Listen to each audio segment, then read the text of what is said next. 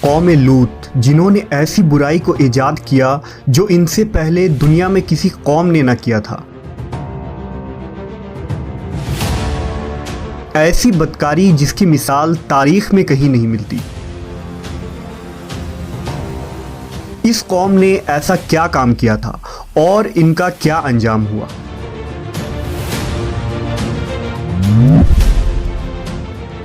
حضرت لوط علیہ السلام اللہ کے ایک برگزیدہ نبی تھے۔ آپ کے والد کا نام ہاران تھا جو تاریخ کے بیٹے تھے۔ آپ کی پیدائش عراق کے قدیم شہر اور میں ہوئی تھی۔ اس شہر میں ابراہیم علیہ السلام کا مسکن تھا۔ دراصل لوط علیہ السلام کے والد ہاران حضرت ابراہیم کے سگے بھائی تھے، یعنی حضرت لوط علیہ السلام حضرت ابراہیم کے بھتیجے تھے۔ چونکہ حضرت لوط علیہ السلام کے والد ان کے بچپن میں ہی انتقال کر چکے تھے، لہذا حضرت لوط کو حضرت ابراہیم نے بیٹا بنا کر پالا تھا۔ آپ حضرت ابراہیم پر سب سے پہلے ایمان لانے والوں میں شامل ہیں۔ آپ حضرت ابراہیم کے زمانے میں اہل سدوم کی رہنمائی کے لیے نبوت کے منصب پر فائز ہوئے۔ حضرت لوط کے بہت سارے معجزات ہیں۔ آپ جس وقت بارش کے لیے دعا کرتے تھے تو آسمان بادلوں سے بھر جاتا اور خوب بارش ہوتی تھی۔ حضرت لوط جس پتھر پر سر رکھ کر سوتے، اس پتھر پر آپ کے سر مبارک کا نشان بن جاتا تھا۔ سدوم وہ علاقہ تھا جہاں لوط علیہ السلام مبعوث فرمائے گئے۔ سدوم کے آس پاس 5 نہایت ہی خوبصورت شہر آباد تھے، جن میں سے ہر ایک کی آبادی 1 لاکھ نفوس سے زیادہ ہی تھی۔ یہ علاقے نہایت ہی سرسبز و شاداب اور قدرت کی فیاضی کا حسین شاہکار تھا۔ یہاں باغات کی کثرت تھی، لہلہاتی کھیتیاں یہاں کی ضروریات سے کہیں زیادہ تھی۔ اردن، شام اور اسرائیل کے درمیان بسا ہوا یہ علاقہ نہایت ہی زرخیز تھا۔ وہاں طرح طرح کے اناج، پھل، میوے بکثرت پیدا ہوتے تھے، اور یہی وجہ تھی کہ آس پاس کے بستیوں کے لوگ بھی اپنی معاشی اور غذائی ضرورت کے لیے ان بستیوں کی طرف آتے تھے۔ مگر یہ بات اہل سدوم کے لوگوں کو بالکل بھی پسند نہ تھی۔ ان کے خیال میں ان کی بستیوں میں پیدا ہونے والے پھلوں، اناجوں اور سبزیوں پر صرف ان کا ہی حق تھا۔ وہ نہیں چاہتے تھے کہ دوسری بستیوں کے لوگ ان کے علاقے میں آئیں۔ ایک دن سدوم کے لوگ اس بات پر غور و فکر کر رہے تھے کہ باہر سے آنے والے لوگوں کو یہاں آنے سے آخر کیسے روکا جائے، کہ ابلیس ایک بزرگ کی شکل میں ان کے محفل میں آیا اور کہا، اگر تم ان سے پیچھا چھڑانا چاہتے ہو تو میرے کہنے پر عمل کرو۔ اس اجنبی بزرگ کی بات لوگوں نے بہت توجہ سے سنی۔ ابلیس نے کہا، میں کل بتاؤں گا۔ دوسرے دن ابلیس ایک خوبصورت جوان لڑکے کی بھیس میں آیا اور انہیں اپنی عورتوں کے بجائے مردوں کے ساتھ فعل بد کرنا سکھایا۔ ابلیس نے کہا کہ اگر تم ان بستیوں کے لوگوں سے نجات چاہتے ہو جو تمہاری بستی میں آ جاتے ہیں تو ایسا کرو کہ جب بھی کوئی شخص تمہارے علاقے میں آئے تو تم لوگ زبردستی اس کے ساتھ اپنی خواہش پوری کرو۔ اس طرح یہ لوگ اس بستی میں آنا چھوڑ دیں گے۔ اپنی نفسانی خواہشات کے لیے مردوں سے بدفعلی اس قوم کا دستور بن گیا تھا۔ یہاں بے حیائی عام ہو گئی تھی۔ حکمراں، سردار، رؤسا، ہر طبقے میں گھر گھر یہ عمل پھیل گئی تھی۔ بھری محفل میں یہ لوگ اس فحاشی کے کام کو کر کے خوش ہوتے تھے۔ کوئی بھی محفل اس کام کے بغیر ادھوری سمجھی جاتی تھی۔ خاص کر مسافروں میں سے کوئی خوبصورت لڑکا ہوتا تو یہ لوگ اسے اپنا شکار بنا لیتے۔ تلمود میں لکھا ہے کہ اہل سدوم اپنی روزمرہ کی زندگی میں سخت ظالم، دھوکے باز اور بد معاملہ تھے۔ کوئی مسافر ان کے علاقے سے بخیریت نہ گزر سکتا تھا۔ کوئی غریب ان کی بستیوں سے روٹی کا ایک ٹکڑا نہ پا سکتا تھا۔ بارہا ایسا ہوتا تھا کہ باہر کا آدمی ان کے علاقے میں پہنچ کر فاقوں سے مر جاتا اور یہ اس کے کپڑے اتار کر اس کی لاش کو برہنہ دفن کر دیتے۔ اپنی وادی کو انہوں نے ایک باغ بنا رکھا تھا جس کا سلسلہ میلوں تک پھیلا ہوا تھا۔ اس باغ میں وہ انتہائی بے حیائی کے ساتھ اعلانیہ بدکاریاں کرتے تھے۔ حضرت لوط علیہ السلام نے انہیں توحید کی دعوت دی اور بدکاری کے اس گھنونے عمل سے توبہ کرنے کا حکم دیا۔ حضرت لوط نے کہا، تم بے حیائی کیوں کرتے ہو؟ کیا تم عورتوں کو چھوڑ کر لذت حاصل کرنے کے لیے مرد کی طرف مائل ہوتے ہو؟ حقیقت یہ ہے کہ تم احمق لوگ ہو۔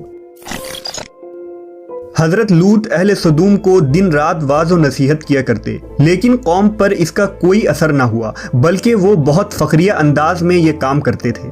انہیں حضرت لوط کا سمجھانا بھی برا لگتا تھا، لہٰذا انہوں نے صاف صاف کہہ دیا کہ اگر تم ہمیں اسی طرح برا کہتے رہے اور ہمارے کاموں میں مداخلت کرتے رہے تو ہم تمہیں اپنے شہر سے نکال دیں گے۔ حضرت لوط نے نصیحت و تبلیغ کا سلسلہ جاری رکھا، لہٰذا ایک دن اہل سدوم نے خود ہی عذاب الہی کا مطالبہ کر دیا۔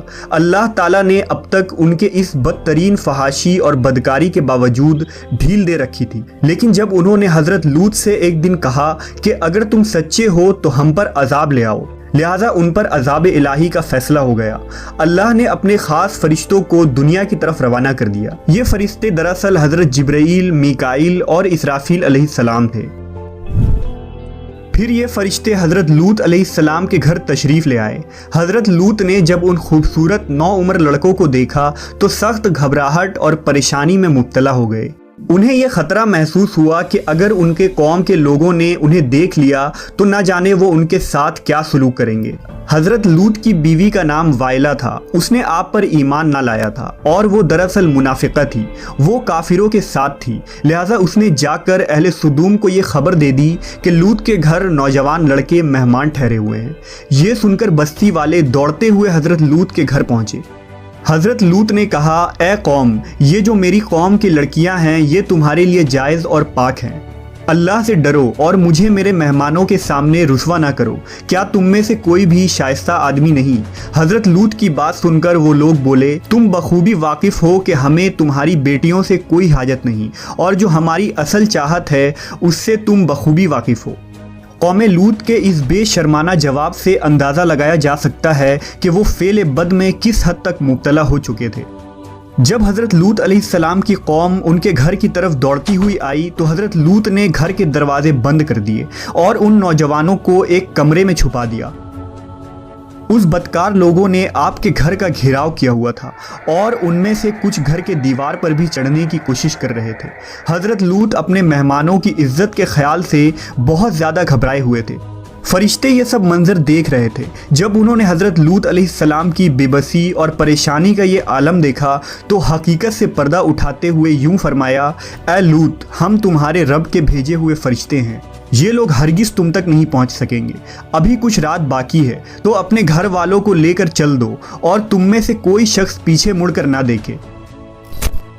اہل سدوم حضرت لوط کے گھر کا دروازہ توڑنے پر بضد تھے، لہٰذا حضرت جبرائیل علیہ السلام نے گھر سے باہر نکل کر اپنے پر کا ایک کونا انہیں مارا، جس سے ان سب کی آنکھوں کے ڈھیلے باہر نکل آئے اور بصارت زائل ہو گئی۔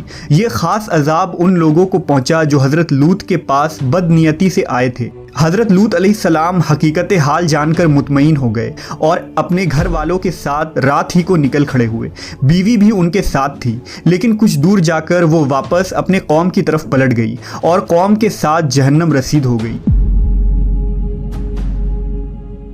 صبح کا آغاز ہوا تو اللہ کے حکم سے حضرت جبرائیل نے بستی کو اپنے پر سے اکھاڑ دیا اور پھر اپنے بازو پر رکھ کر آسمان پر چڑھ گئے، یہاں تک کہ آسمان والوں نے بستی کے کتے کے بھونکنے اور مرغوں کے بولنے کی آوازیں سنی۔